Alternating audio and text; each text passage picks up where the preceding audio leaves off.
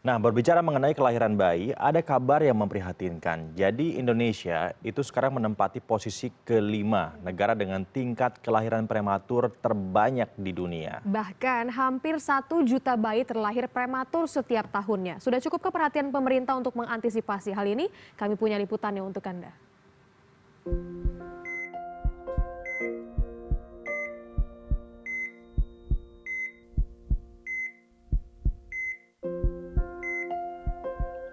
Sebagai negara berpenduduk terbanyak keempat di dunia, lebih dari 4 juta bayi lahir di Indonesia setiap tahunnya. Namun dengan kekurangannya nutrisi dan pendidikan mengenai kehamilan, tidak semua bayi bisa terlahir normal.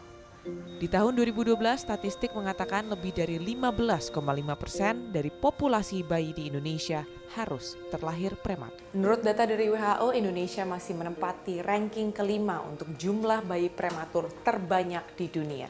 Dan itu berarti hampir 1 juta bayi terlahir prematur di Indonesia setiap tahun. Peringkat ini hanya lebih baik dari India, Tiongkok, Nigeria, dan Pakistan. Menurut penelitian, kondisi prematur merupakan penyebab kematian utama kepada bayi di bawah umur 1 tahun. Padahal pencegahan bisa dilakukan sejak dini dengan bantuan pendidikan kepada para calon ibu dan akses medis selama kehamilan. Selama ini dokter melihat kondisi kelahiran prematur dan tidak, itu sebenarnya awareness yang ada di masyarakat udah cukup belum sih? Belum ya, belum menyeluruh, belum. Jadi mereka harusnya tahu bahwa penting menjaga kesehatan, nutrisi terutama ya. Nutrisi itu begitu penting, memegang peranan penting di dalam suatu proses kehamilan. Di samping juga penyakit-penyakit, ya penyakit kronis, perilaku hidup sehat. Ya jangan mengkonsumsi obat-obatan, ya merokok, minum, itu pasti jelek.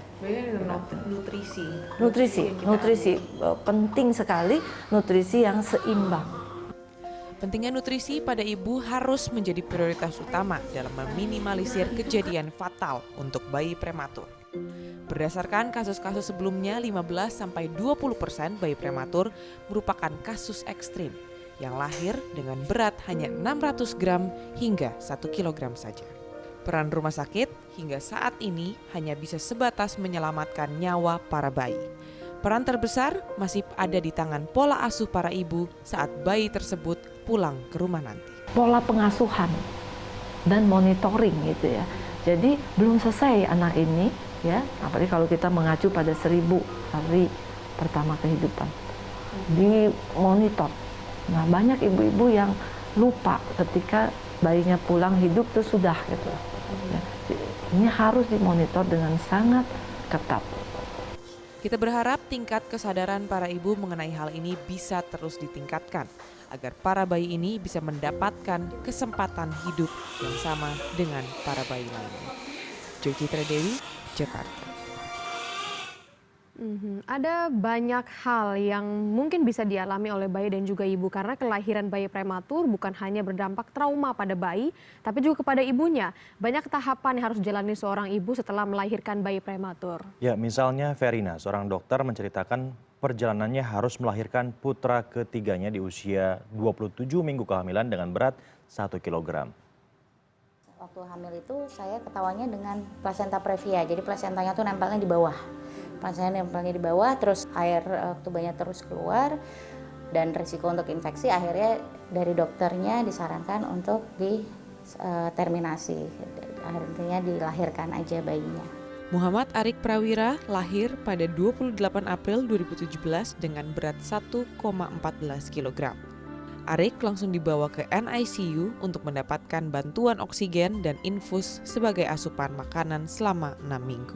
Setelah menunjukkan perkembangan yang stabil, Verina dan suami akhirnya memutuskan untuk membawa Arik pulang ke rumah di usia 33 minggu. Kita lihat kayaknya dia udah cukup oke lah gitu ya. Selain kita juga tahu nih di rumah sakit lama biaya semakin jalan terus semakin mahal.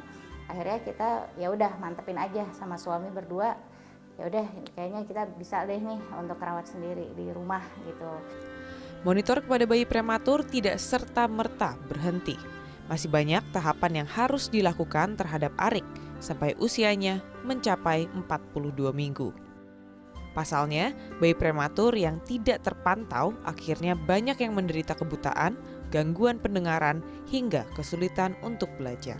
Nah, kayak bayi prematur yang dia paling butuhkan itu sebenarnya bukan inkubator yang seperti apa. Inkubator paling bagusnya itu adalah badan ibunya.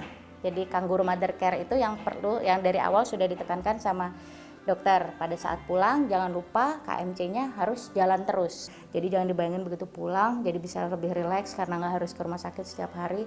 Karena ternyata kenyataannya ya artinya semua yang dikerjakan suster di rumah sakit sekarang harus kita yang ngerjain. Peran ASI eksklusif juga sangat penting karena ASI adalah kunci untuk transisi yang sempurna agar bayi bisa hidup mandiri. Seringkali kita ASInya nggak ada, ASInya nggak keluar gitu, ASInya sedikit gitu.